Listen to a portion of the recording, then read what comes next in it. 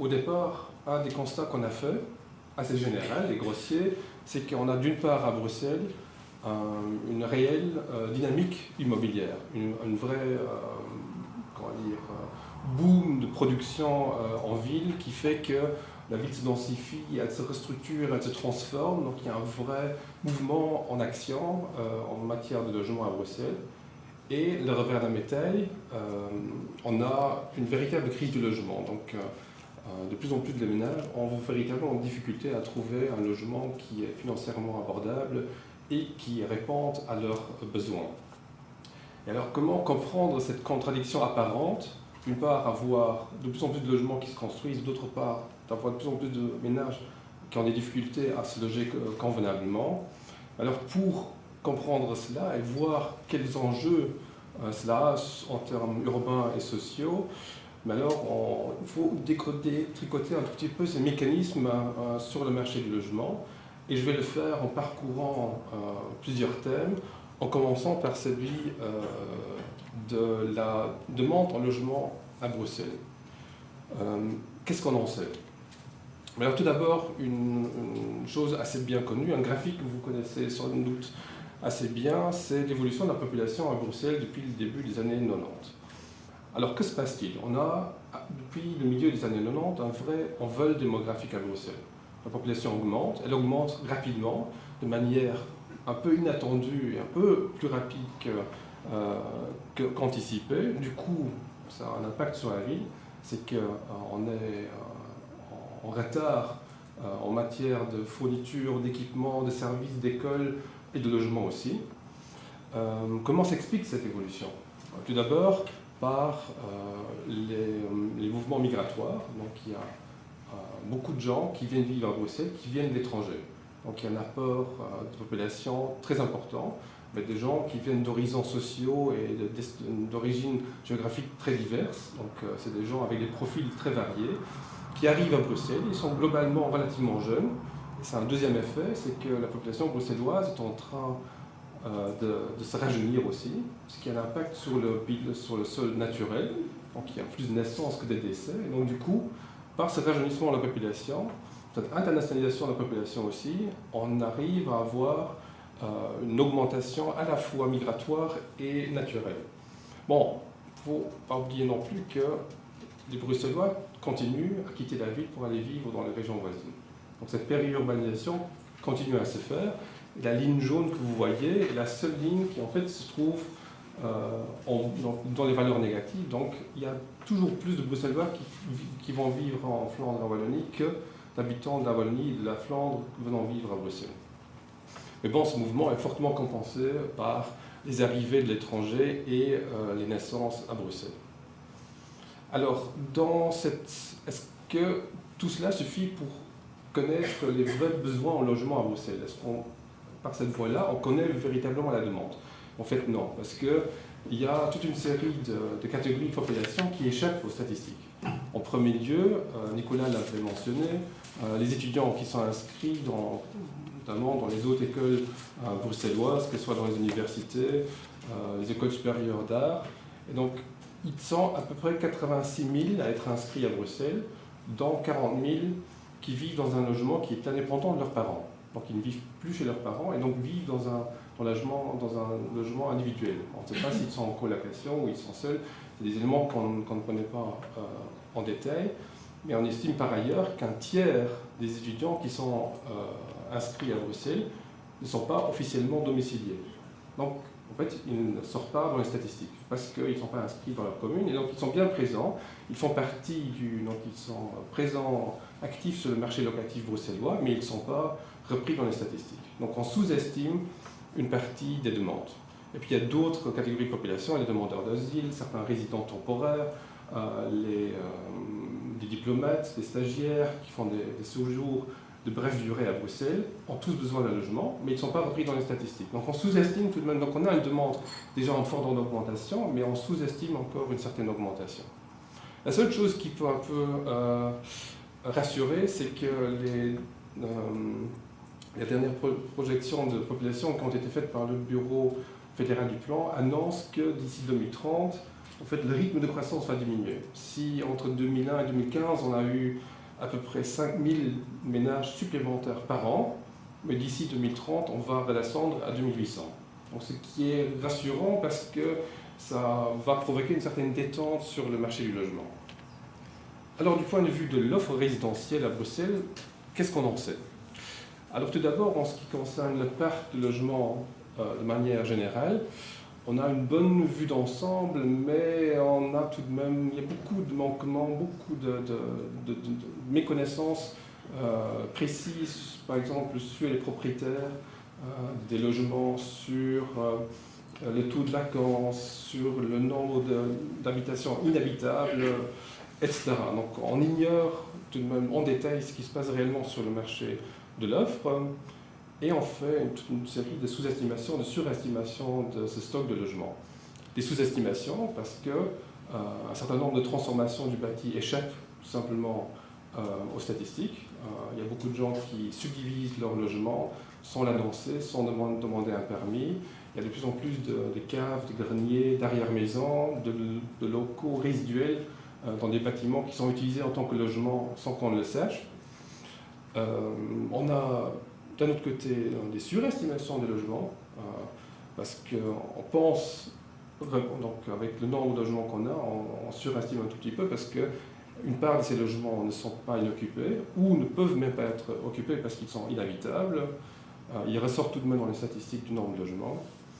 Il y a la part des logements qui sont occupés de manière non permanente, qui est inconnue également. Donc il y a un certain nombre de résidences secondaires, elles ne sont pas très nombreuses. Il y a des logements de fonction, des pieds-à-terre de travailleurs étrangers, des diplomates. Il y a aussi le phénomène Airbnb qui fait qu'on a une certaine vacance de logement parce qu'on utilise ce logement pour le mettre en location de manière temporaire. Et puis, je l'avais déjà mentionné, il y a des étudiants qui sont à Bruxelles qui ont un studio, un cut, un petit logement en colocation ou en individuel, et donc qui occupent un logement également. Alors, donc, si on ne connaît pas en détail le parc du logement, ce qu'on connaît mieux, c'est l'évolution de ce parc du logement à Bruxelles, et ça, moyennant l'Observatoire des permis logement, qui couvre maintenant la période allant de 2003 à 2015, si je me souviens bien. Alors, que constatons? Tout d'abord, en ce qui concerne les catégories de demandeurs de permis. Alors, qui demande du logement? Qui fait du logement à Bruxelles? Alors, si on reprend les statistiques depuis 2003, mais 2/3 de la production à Bruxelles est l'œuvre des sociétés privées. Donc, dont notamment les promoteurs immobiliers, mais aussi d'autres sociétés privées qui, en fait, dont l'objet économique de base n'est pas la promotion immobilière, mais ça peut être des acteurs financiers, des banques qui investissent dans le logement, et donc qui, à la base, ne sont pas des promoteurs professionnels. 1/5 de la production, elle revient aux particuliers, dont une partie minime seulement de propriétaires occupants, donc des gens qui construisent leurs biens pour pouvoir y vivre, mais ils sont très rares à Bruxelles, ils sont extrêmement marginalisés, ce qui est peu logique, on est dans un contexte urbain, alors qu'en périphérie de ville, bien évidemment, cette autopromotion est beaucoup plus présente, il y a beaucoup plus de personnes qui achètent un terrain pour construire et y vivre. Alors ce qui reste, c'est un bon dixième de pourcent de logements qui sont créés par des structures qui dépendent d'organismes d'intérêt public, des communes et CPS, donc qui sont du logement public. S'il y a ces 10% de logements publics, on rajoute tous les logements privés qui sont à caractère public ou à finalité sociale, mais on arrive à un bon 13% de la production qui est, disons, public ou à caractère public. À caractère public, il faut attendre par exemple les EIS ou certains logements faits dans le cadre des contrats de quartier. Alors sur ces 3800, je n'avais pas mentionné le chiffre, donc les 3800 logements supplémentaires qu'on crée tous les ans, mais donc s'applique ce pourcentage de 13%. Alors dans ces 13% de logements publics ou à caractère public, il faut savoir que plus de la moitié est du logement moyen, donc pas du logement social ou à finalité sociale. Alors, que cela représente-t-il en termes de répartition spatiale? Alors, si on regarde cela, on peut être un tout petit peu étonné de ce qui se passe, parce que plutôt que de voir une production qui est concentrée sur les grandes réserves foncières qui pourraient éventuellement exister à la périphérie de la ville, dans les quartiers plus excentrés. Mais en fait, ce qu'on constate, c'est que la production se concentre d'une part sur le centre-ville, dans la première couronne autour du Pentagone, et le long des anciennes chaussées. Par exemple, le long de la chaussée d'Alzenberg, le long de la chaussée d'Act ou de Louvain, et donc dans des tissus urbains qui, en fait, quelque part, sont déjà plus densément bâtis. Donc là où on construit, là où on transforme, c'est là où il y a déjà beaucoup de logements. Ce qui peut être un premier constat relativement étonnant. Et ce qui montre aussi à quel point cette transformation de la ville est en train de se faire. Et donc, sur ces 15 dernières années, il y a vraiment une véritable mutation du tissu urbain bruxellois, avec un intérêt de la part des promoteurs privés à investir des quartiers de bureaux, comme ici dans le quartier européen, mais également de s'aventurer du côté du canal pour construire du logement actuellement, ce qui n'était pas le cas il y a une quinzaine d'années encore. Alors pour simplifier un peu la lecture des choses, plutôt que d'avoir toutes ces catégories de producteurs de logements, je les ai regroupés en deux grandes catégories, en bleu clair et foncé, les demandeurs de permis privés, et en rouge, toutes les demandes faites par des demandeurs publics. Alors, ce qu'on constate, c'est qu'il y a quelque part un partage de l'investissement en ville. Les promoteurs privés, les particuliers étant particulièrement présents dans les quartiers des classes moyennes à l'ouest de la ville et également dans tout le cadran est et sud de Bruxelles, y compris donc, le centre-ville et la première couronne, donc les zones aisées traditionnellement, mais aussi tous les quartiers qui sont en train de se revitaliser, comme on dit, ou de se gentrifier ou s'embourgeoiser, donc à chacun sa terminologie. Et alors, l'investissement public a l'air de se concentrer très fortement dans ce qu'on appelle toujours le poisson pauvre, dans la première couronne sud, ouest et nord de Bruxelles, dans les communes, dans le bas de Saint-Gilles et de Forêt, Kuregem, les quartiers anciens de Molenbeek, le bas de Scarway et de Saint-Josse. Et donc, ce qui est un élément très important dont il faut tenir compte, d'une part, cet fort investissement dans ces quartiers, ce qui représente aussi l'EDRLR, donc cet espace de développement renforcé de logement et de la rénovation, qui est logique avec la politique publique qui est menée. Et puis l'autre élément dont il faut tenir compte, c'est que la promotion privée est quasiment inexistante dans ces parties-là de la ville. C'est-à-dire que les promoteurs, en fait, ils sont dans un calcul de rentabilité économique, et du coup, ces quartiers qui abritent une population qui n'est pas aussi solvable que celle présente dans les autres quartiers de la ville, mais ne fournissent pas une clientèle intéressante pour pouvoir mener des opérations rentables. Et donc c'est un élément important dont il faut garder à l'esprit. Alors, quoi d'autre a changé depuis l'année 2000 à Bruxelles en matière de marché du logement? Je vais parcourir ça rapidement pour donner une idée un peu de ce qui s'est passé. Mais tout d'abord, ce marché du logement, il s'est internationalisé, il s'est professionnalisé, il s'est financiarisé aussi. Mais que faut-il entendre par là? Mais tout d'abord, il s'est professionnalisé, c'est-à-dire qu'il y a de plus en plus de promoteurs privés, de sociétés privées qui sont présentes sur le marché, qui participent à faire du logement. Deuxième élément, c'est que ce marché s'internationalise, donc on a de plus en plus d'investisseurs étrangers présents à Bruxelles. Un tiers de ce qui est construit à Bruxelles actuellement est l'œuvre de promoteurs privés ou d'investisseurs étrangers ou de sociétés dont une partie de l'actionnariat au moins est étranger.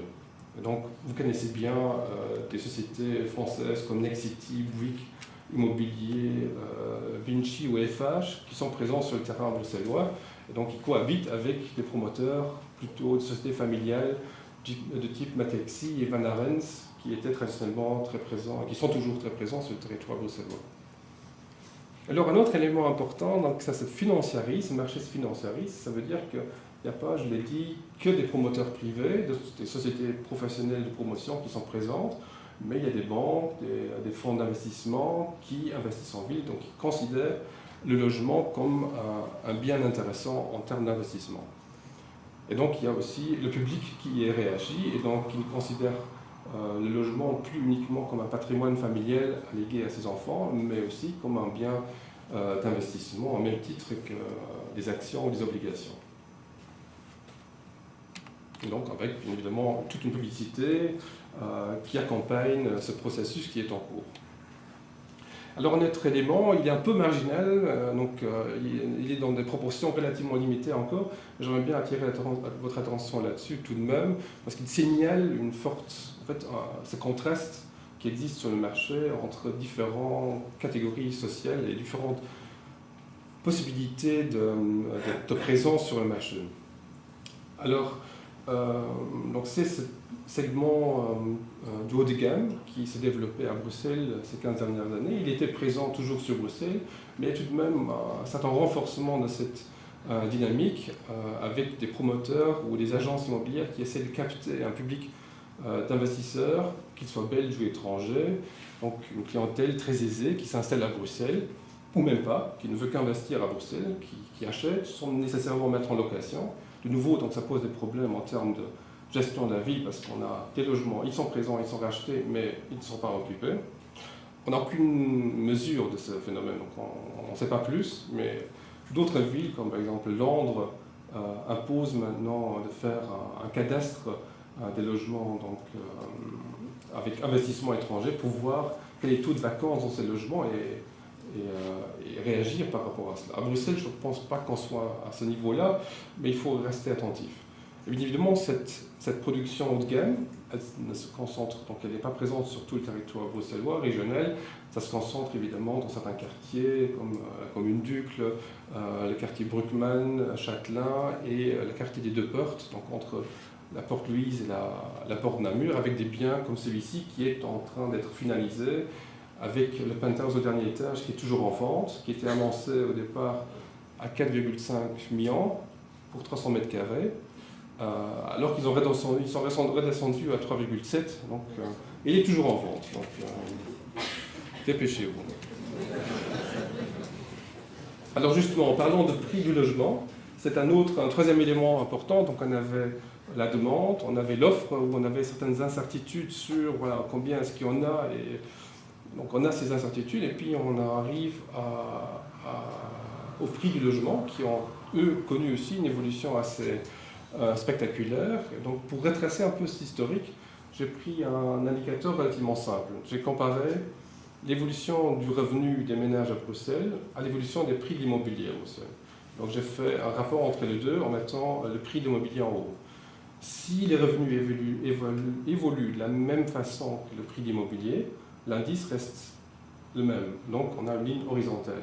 Si vous voyez que la ligne bouge et que la courbe remonte, c'est qu'il y a un décrochage entre les deux valeurs.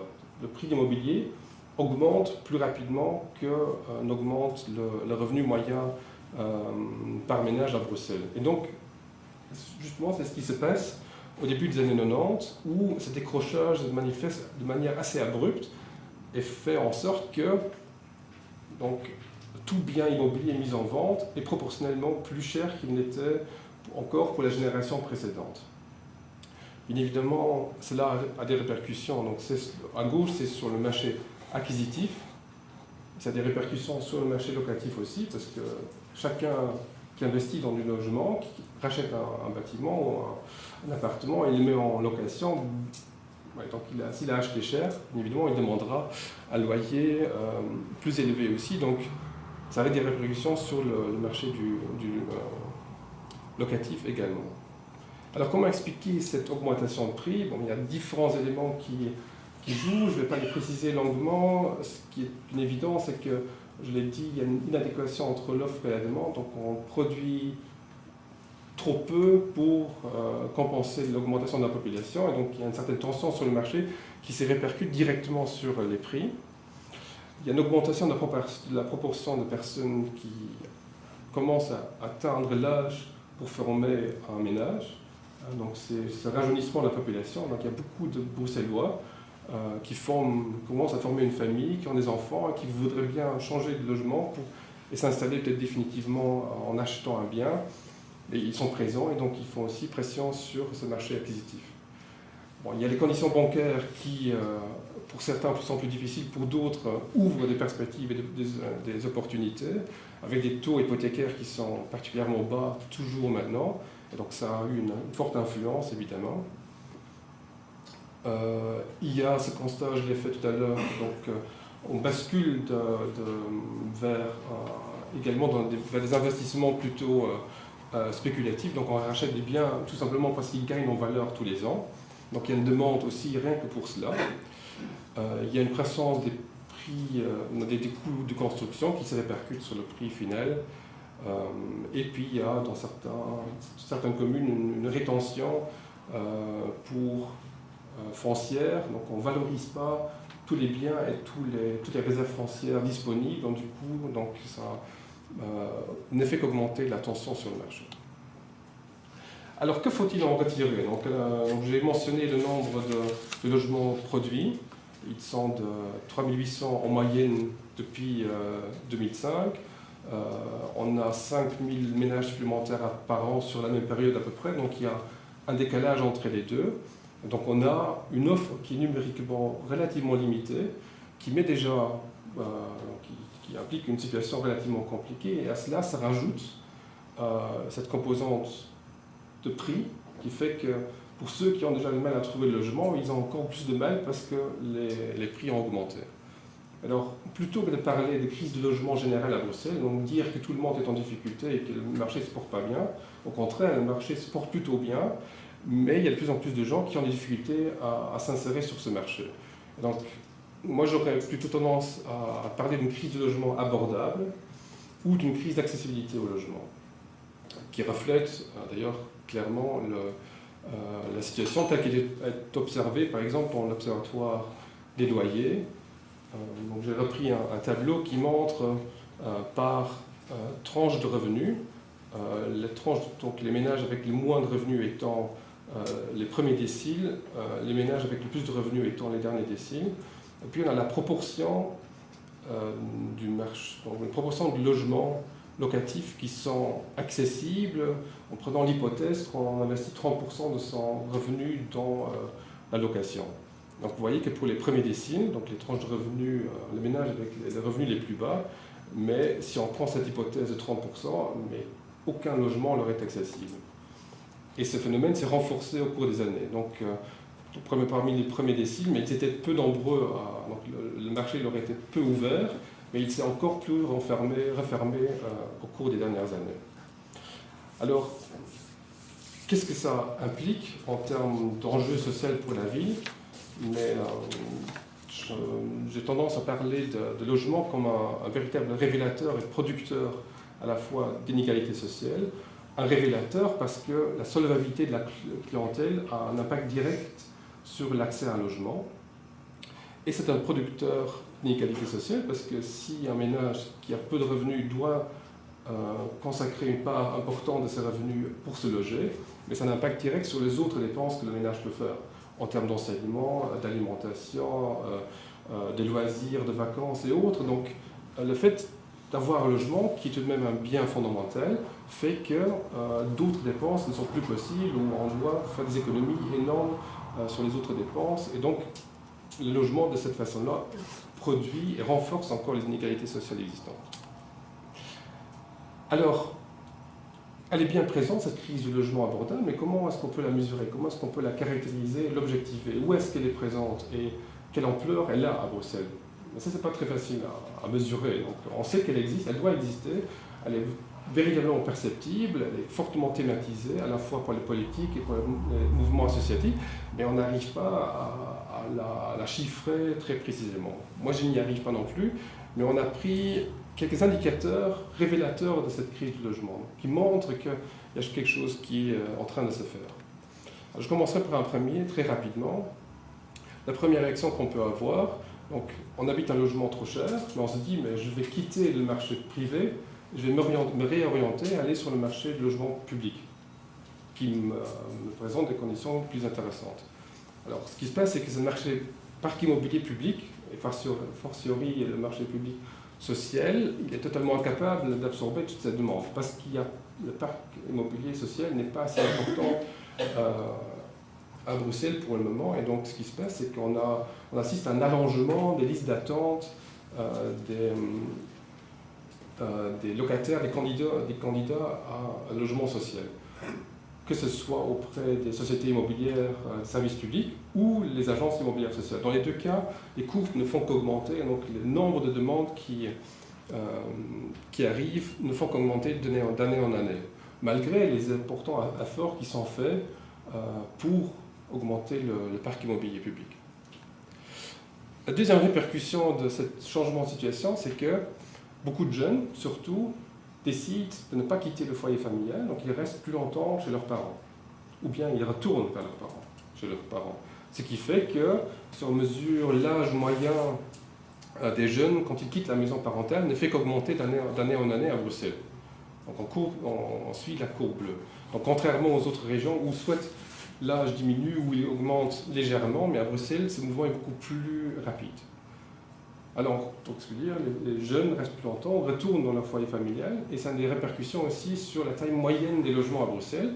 Et donc, contrairement aux autres régions, on est dans des situations plutôt d'habitat rural ou périurbain. Là, la taille des ménages est logiquement plus élevée parce que c'est des familles avec enfants, alors qu'à Bruxelles, on a beaucoup d'isolés, beaucoup des cas d'éclatement familial, donc avec des cellules de logement plus petits, des ménages plus petits, généralement, mais cette taille a tendance à augmenter.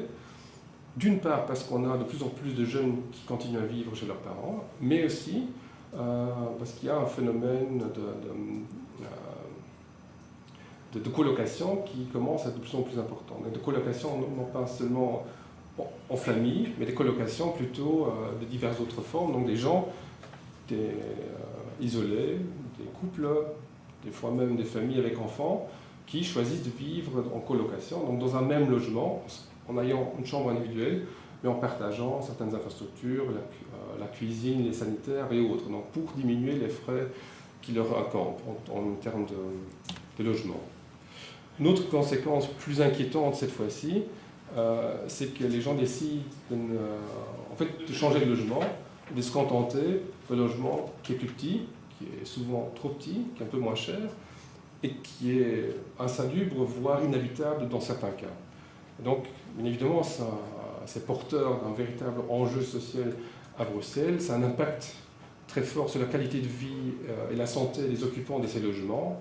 Et donc, on a des situations véritablement de précarité d'occupation souvent, parce qu'on s'expose à des propriétaires qui sont bien souvent peu scrupuleux. On a des situations assez difficiles de suroccupation de logements. Donc, tout ça dans une thématique de mal logement qu'il ne faut vraiment pas négliger à Bruxelles. Alors, je vous ai fait un petit survol de toutes les manières que les gens ont trouvées pour s'adapter à cette situation difficile à Bruxelles. Donc on utilise de manière plus intensive ou de manière plus alternative le parc de logement existant.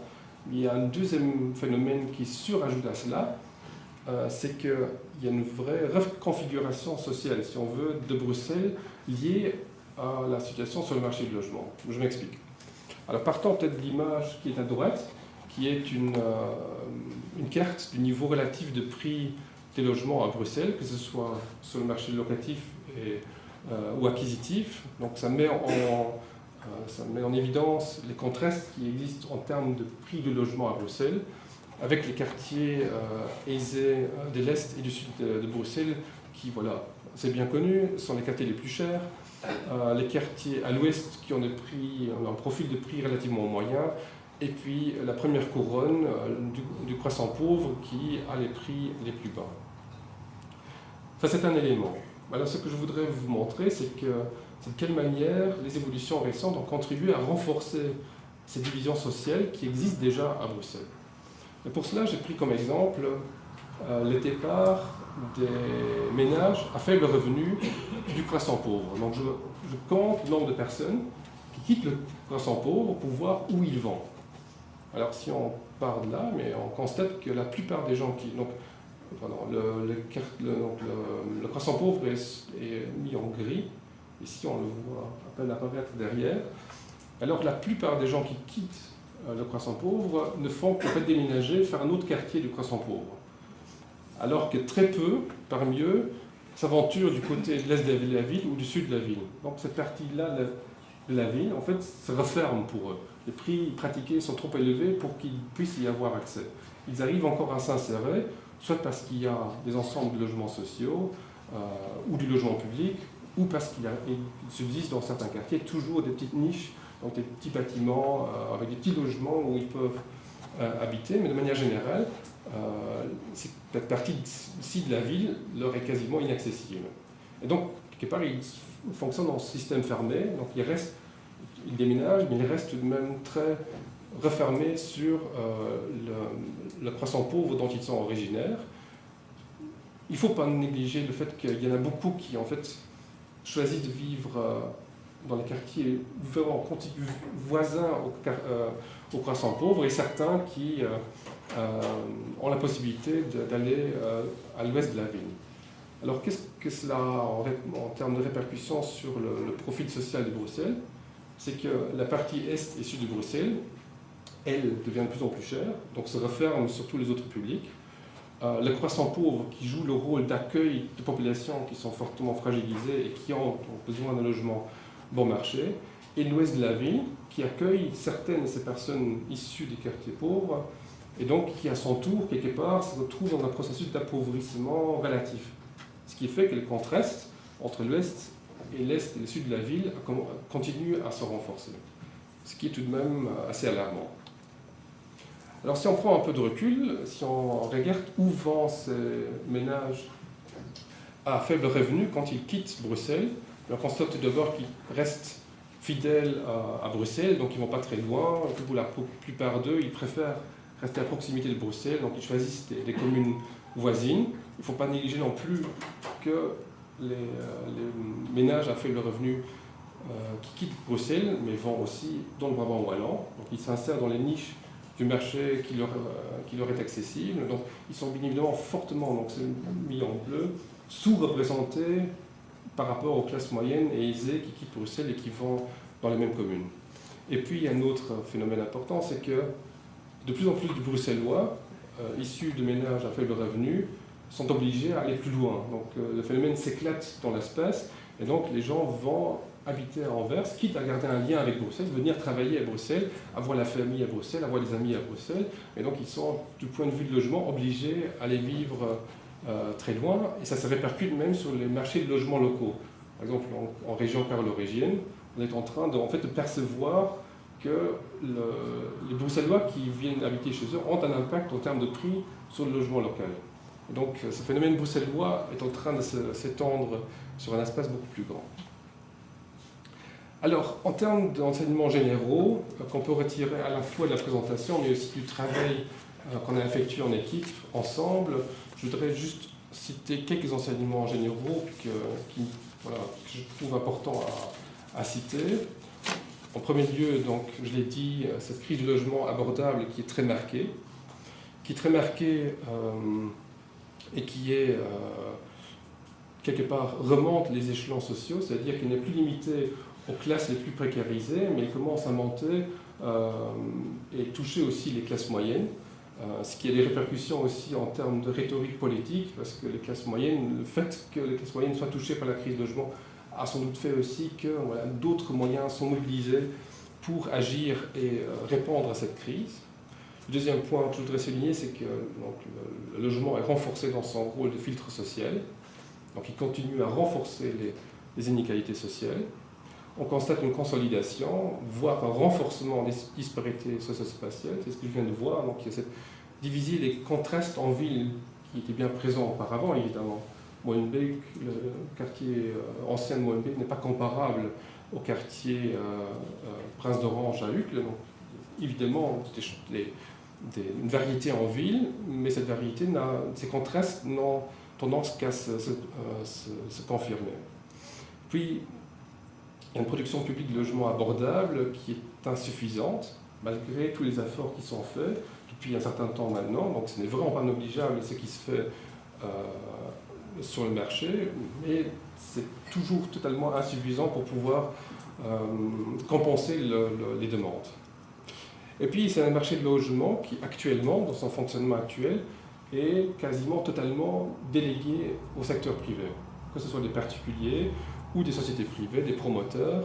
C'est eux qui prennent en charge en fait la production de logements, même quand il y a donc une bonne part de ce qui est produit à l'initiative du public, en fait, est fait en partenariat avec des promoteurs dans le cadre des opérations CityDev par exemple. Donc ils sont très présents sur le marché. Et ce qui se passe, c'est qu'ils font quelque part dans le fonctionnement actuel du marché plutôt nourrir que lisser les inégalités existantes.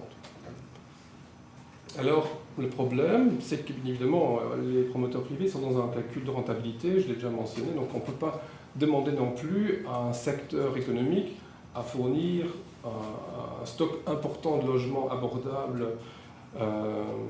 si derrière tout cela, il y a un calcul et que la solvabilité de la population, donc si un prix minimum demandé n'est pas accessible à une partie de la population. Donc voilà. C'est un élément, je crois, qui est important, sans vouloir excuser d'une quelconque manière les promoteurs privés, mais il faut tenir compte de ces paramètres, malheureusement, qui existent. Et puis, un autre point, je ne l'ai pas mentionné longuement, on peut y revenir là-dessus, c'est l'arbitrage discutable qui existe en termes des dépenses d'investissement faites par les pouvoirs publics. Nicolas l'avait mentionné, donc il a fait allusion tout à l'heure aussi, c'est que beaucoup d'argent public est investi par exemple dans des opérations en CityDev ou dans les AIS, mais sans que cet argent soit nécessairement disponible, donc augmente le stock en logement public. Dans les logements AIS, il y a un subside public, mais ce n'est pas pour autant que les propriétaires privés qui font ce type de location renouvellent à perpétuité ce bail locatif spécial. Même chose pour les logements CityDev, donc c'est des logements acquisitifs vendus à des particuliers, et au bout d'un certain temps, une vingtaine d'années, 20 ans plus exactement, ces logements peuvent être revendus, donc disparaissent en fait du stock de logements publics. Alors pour ouvrir la discussion, donc Nicolas avait déjà mentionné certaines pistes pour sortir de cette situation qui paraît plutôt inextricable, plutôt que de mentionner des mesures très concrètes. Moi, je voudrais plutôt donner des orientations très générales et alimenter un peu la discussion qu'on peut avoir par la suite. Alors, ce qui me paraît un premier point important, c'est que ça me reposer sur ce constat de déficit de connaissance du marché du logement. Et sur cette base-là, je crois qu'il y a un besoin important de mettre en commun le savoir sur le marché résidentiel, éventuellement faire des évaluations, comme Nicolas l'a mentionné, d'évaluation des mesures déjà prises actuellement pour voir, dans une discussion ouverte et constructive, comment on peut répondre à ces malfonctionnements constatés. Je crois que ce qui est important aussi, c'est de répartir des besoins exprimés plutôt que de retravailler les mesures existantes, d'être dans une politique de logement qui est plutôt réparatrice ou qui essaye d'affiner ce qui existe déjà. Donc je crois qu'il y a fondamentalement un recul à faire, remettre en discussion certaines des pistes qui sont explorées pour le moment pour repartir sur d'autres bases. Alors je crois que ce qui est indiscutable et incontournable, c'est une intervention forte des opérateurs publics pour couvrir les besoins d'une population à revenus faibles. Je crois que c'est une évidence, il me semble. Il faut s'ouvrir sans doute aussi à une certaine inventivité, à oser un peu d'expérimenter de nouvelles manières de faire la ville, de nouvelles manières à faire du logement et sans doute prendre des occasions de grandes opérations urbanistiques qui sont en cours, que ce soit à Josaphat ou à la gare de l'Ouest, que ça joue, pour mettre en œuvre en fait, une nouvelle manière, un nouveau mécanisme de produire du logement et peut-être en arriver à des solutions qui sont intéressantes à généraliser. Et puis il y a des éléments, je ne vais pas insister longuement là-dessus, qui sont plutôt d'ordre fiscal. Il y a sans doute matière à discussion autour de faut-il vraiment donner la priorité aux aides à la personne ou faut-il un peu rééquilibrer, investir plutôt dans la pierre, construire du logement public qu'il reste sur un long terme. Que faut-il penser des dispositifs de contrôle, de régulation du marché? Nicolas avait mentionné donc, la régulation des loyers, qui est une matière à discuter aussi. Et puis, je m'arrêterai là avec cette énumération d'éléments. Je crois que ce qui est important, c'est peut-être vous donner la parole maintenant pour pouvoir en discuter et revenir sur les autres points que j'ai présentés en début de l'exposé. Voilà, je vous remercie.